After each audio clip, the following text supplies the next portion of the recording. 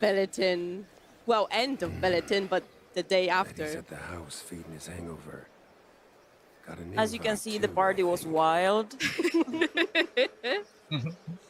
Is Geralt It even had hangover? an effect on Geralt.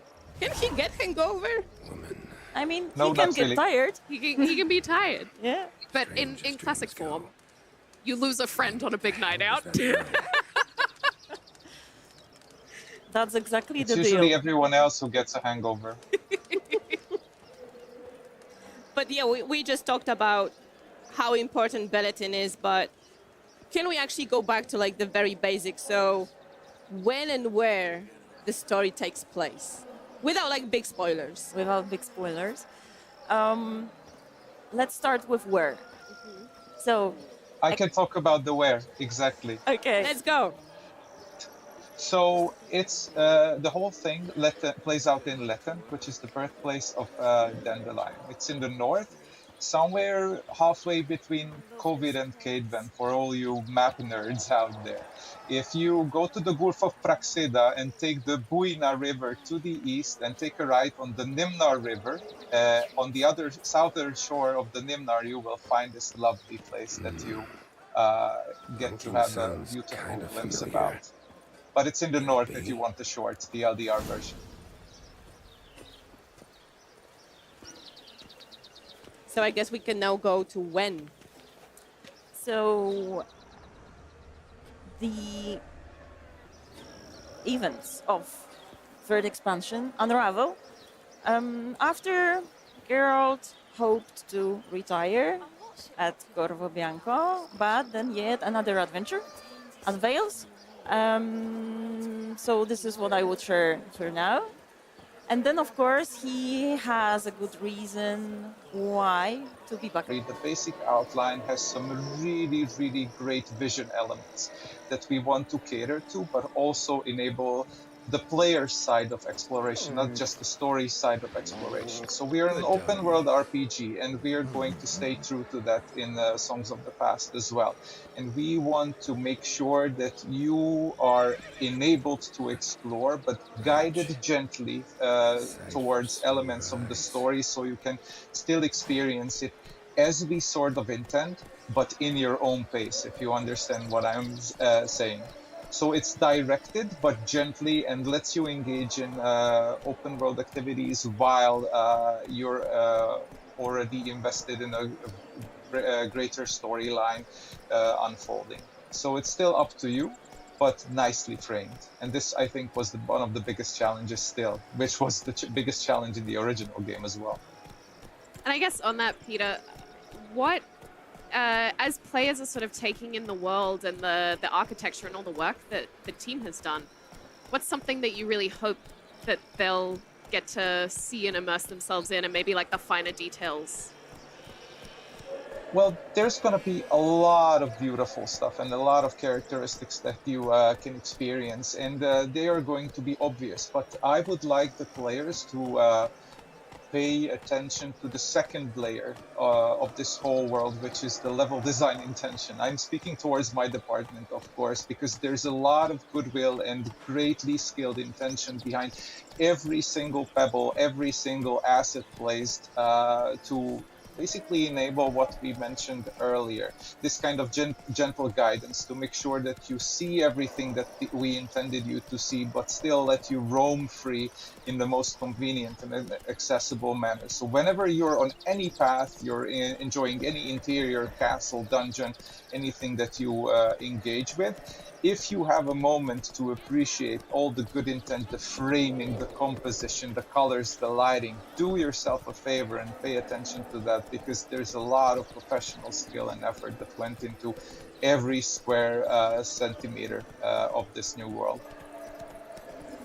Yeah, I think while we traverse through Latin, could you tell us more about the inspiration? Because I already see in comments that it looks like Italy, it looks different than what we're used to. So maybe a few words about creation of Latin.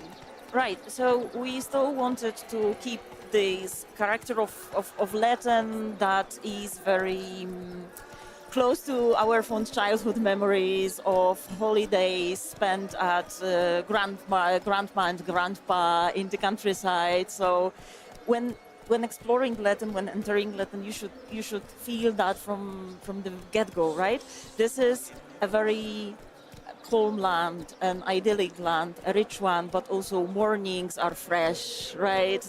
You can see the crisp light traveling on all the vegetation and like shining on you through the leaves, and you can actually feel it that it's peaceful, it's there. So it's familiar for the Polish countryside, I would say, but also, as we can see right now, we also took some inspirations from British Isles when it comes to architecture, and it has a further connection to the lore, to the story of this place, because Dandelion, whose family is the owner of the land, they are counts, right? Mm-hmm. So as we were looking for something connected with the title of the count itself, it has many rooms and corridors, so there is a lot of explore and many secrets.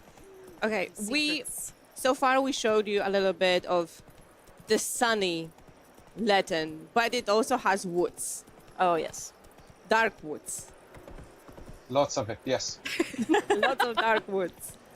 Can we maybe talk about how you guys approach designing this contrast between super sunny village and then dark forest with like fog and all that mystery around? Yeah, this was an exceptionally tricky thing to pull off, and I bet it's the trickiest part of every game that tries to illustrate values through contrast, is how to blend like one extreme into the other extreme. But with clever framing, composition, and distancing and density and encounters and community design and every single component, it's manageable. But you have to be mindful, of course, how you conduct the journey there, how you can end up from one place to another like accidentally, and make sure that the things do not happen like that unless you intend them to happen like that.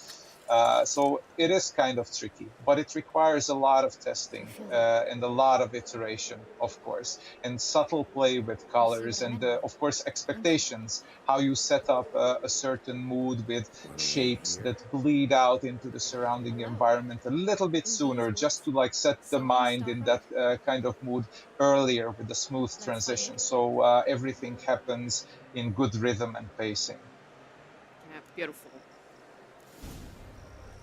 As a side note, the framing of the chain that some may remember back from Witcher 1 days, back into the game.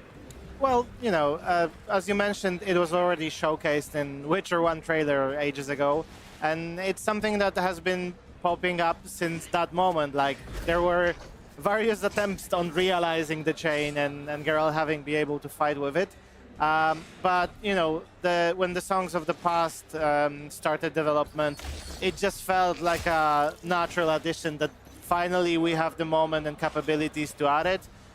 You know, few things have to happen, like stars had to align, and Ubisoft help was needed as well for preparing the remaster, because there wasn't an option to add the chain before without doing this little tweaks and fixes for the combat itself, because otherwise it would be just too clunky, frustrating, and not really any help. Whereas now, after the changes that Moritz will in a second probably deep dive into, it's a very cool crowd control weapon. All right. And I guess on this, so how does the chain sort of change the flow of combat compared to the use of swords and signs, which we're more used to?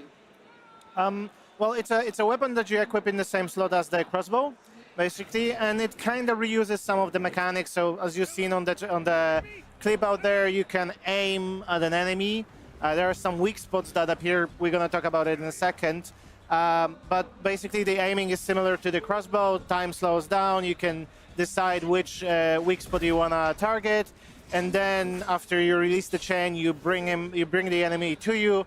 And if you tap attack in the right time window, you're gonna execute a finisher, like we've seen over here. Wow. With the so cool. With the beheading. That's my favorite one. But that's not all.